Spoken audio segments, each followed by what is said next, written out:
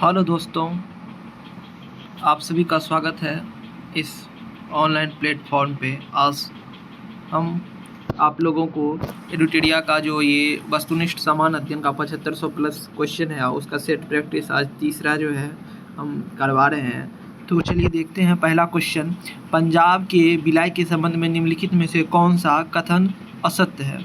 तो ए नंबर में है जो 29 मार्च 1849 को गवर्नर जनरल की ओर से घोषणा की पंजाब राज्य समाप्त हो जाएगा, ये तो सही है। हमको क्या ढूंढना है कि असत्य, क्या ढूंढना है?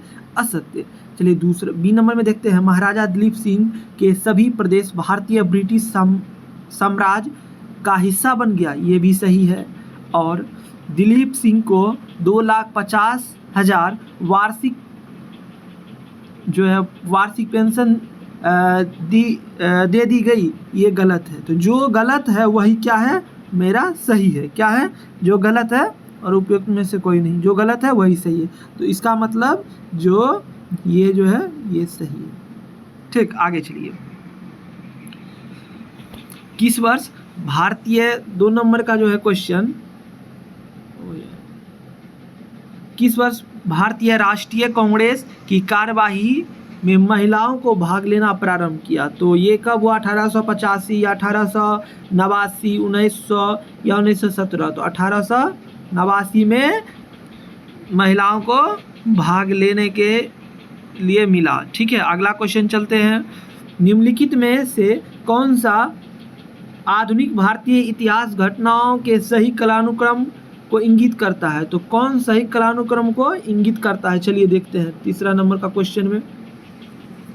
तो मार्लो मिंटो सुधार, गांधी इरविन समझौता, अगस्त प्रस्ताव, जलियांवाला बाग त्रासदी, ये नहीं होगा।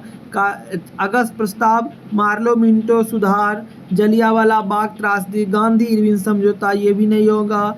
मार्लो मिंटो सुधार, जलियांवाला बाग त्रासदी, गांधी इरविन समझौता और अगस्त प्रस्ताव, ये जो है सही है। ठीक, आगे है जलियांवाला बाग त्रासदी, गांधी इरविन समझौता, अगस्त प्रस्ताव और मार्लो मिंटो सुधार, ये भी गलत है। तो सी नंबर जो है वो क्या है? मेरा सही है। चलिए आगे देखते हैं 4 नंबर में क्या है क्वेश्चन।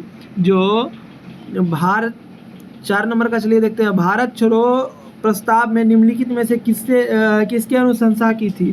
सरदार वल्लभ भाई पटेल या अब्दुल कलाम आज़ाद, जेपी कृपलानी और डी नंबर में है जवाहरलाल नेहरू। तो किसने किया था? भारत छोड़ो आंदोलन का प्रस्ताव किसके अनुशंसा पे हुआ था? पंडित जवाहरलाल नेहरू। आगे चलिए 5वां नंबर में देखते हैं।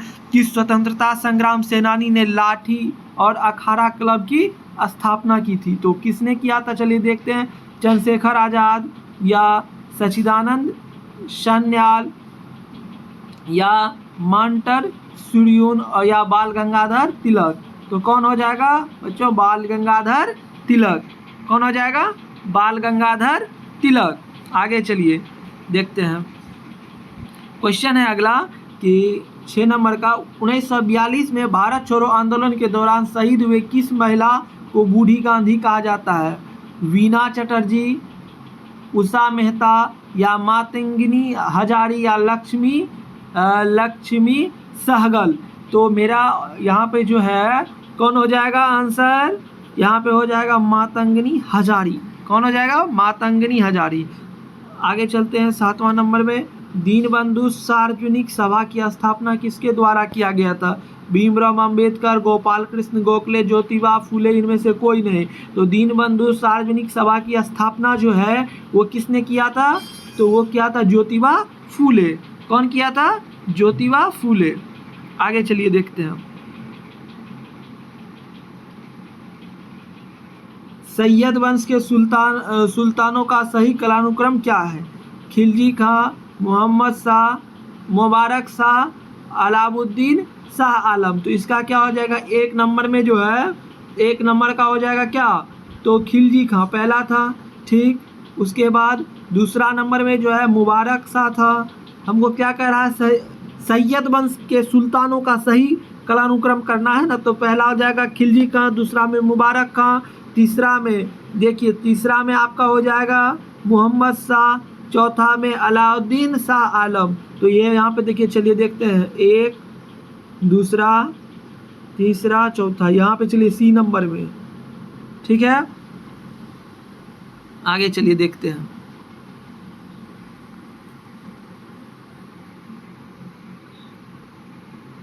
आगे जो है रुद्रमा के नंबर क्वेश्चन में जो है, नंबर में क्या कह रहा है कि रुद्रमा के संदर्भ में निम्नलिखित कथनों पर विचार कीजिए एवं उनके बारे में सही कथन चुनिए। तो रानी रुद्रमा वारंगल के काकतीय वंश की चौथी स्वतंत्र सेनानी थी। तो यहाँ पे जो है ये सही है। और दूसरा नंबर में चलिए, उनके दक्षिण तमिलनाडु के पांड्य, उड़ीसा और पूर्वी गंग शासकों देवगिरी के सेना शासकों को पराजित किया। ये एक बात गलत है। तो चलिए सिर्फ इसमें केवल एक नंबर वाला सही हो जाएगा। आगे चलिए हम लोग देखते हैं 10वां नंबर क्वेश्चन में क्या है। तो 10वां नंबर का जो क्वेश्चन है वो क्या कह रहा है कि मध्य युगीन भारत के संदर्भ में सारस शब्द का अर्थ है। क्या है इसका अर्थ?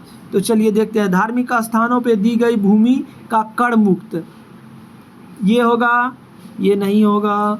बी नंबर में क्या है? किसानों पे लगाए गए कर का प्रकार, ये भी नहीं है। सी नंबर में एक स्थान जिसका उद्देश्य भारतीय और विदेशी यात्रियों, तीर्थयात्रियों, व्यापारी आदियों के अस्थायी आवास प्रदान करना, क्या है? ये सही हो जाएगा। चलिए 11 नंबर में क्या है? निम्नलिखित कथनों पे विचार कीजिए। निम्नलिखित कथनों पे विचार कीजिए। इल्तुतमिश ने सियाज, दंडवत तथा पोवेस सम्राट के पैर चूमना की प्रथा राजा के प्रति सम्मान अभिवादन दर्शाने के रूप में आरंभ किया। तो ये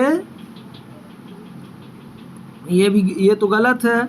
चलिए दूसरा नंबर का देखते हैं। बलबन ने चांदी के टाका और तांबे का जीतल मुद्रा के रूप में प्रचलित किया, ये भी जो है ये भी गलत है। तो जल्दी देखिए, केवल 1, 2, सी नंबर में 1 और 2 दोनों डी हो जाएगा इसका आंसर, ना तो 1 ना तो 2। आगे चलिए देखते हैं, फिर अगला क्वेश्चन देखते हैं। 12 नंबर का जो है क्या करा? निम्नलिखित में से कौन गुप्तकालीन प्रशासनिक विभाजन का सही अनुक्रम है? तो सही अनुक्रम कौन सा है? विभक्ति, विषय, विधिग्राम। हमको पहला ही नंबर में क्या सही मिल गया, तो इसको चेक करने का कोई जरूरी नहीं है, ठीक है। सही अनुक्रम हमको बोल रहा है, ठीक है। चलिए 13 नंबर का देखते हैं। 13 नंबर में क्या कह रहा है? निम्नलिखित में से कौन सा मंदिर वास्तुकला की वेसल शैली, कौन सा?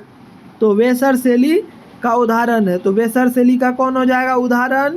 तो यहाँ पे जो है हेयेश्वर मंदिर, कंदारिया महादेव मंदिर, श्री राम अयोध्या मंदिर, उपयुक्त में से कोई नहीं।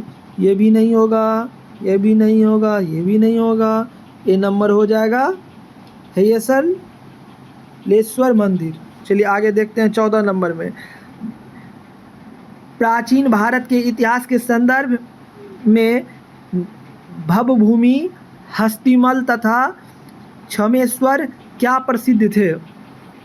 तो क्यों प्रसिद्ध थे? ये थे किसके लिए? तो ये थे नाटक के लिए। किसके लिए प्रसिद्ध थे दोस्तों? नाटक के लिए, ठीक है। अगला क्वेश्चन पे चलते हैं। 15 नंबर का क्वेश्चन, 15 का ही सीरीज हम लिए हैं, 15 क्वेश्चन का, ठीक है, जिससे आपको भी आसानी हो याद करने में। भारतीय संविधान की प्रस्तावना में उल्लिखित सही क्रम कौन सा है? समाजवादी, पंथ निरपेक्ष, संपूर्ण प्रभुत्व, संपन्न लोकतंत्रात्मक। ये गलत है। ये क्या है? तो ये गलत है। संपूर्ण प्रभुत्व, संपन्न, समाजवादी, पंथ निरपेक्ष, लोकतंत्रात्मक। तो ये जो है ये सही है, बाकी ये दोनों गलत होगा। दोस्तों वीडियो अच्छा लगे तो लाइक और सब्सक्राइब जरूर कीजिएगा। थैंक यू दोस्तों। अच्छा लगे तो कमेंट जरूर कीजिएगा।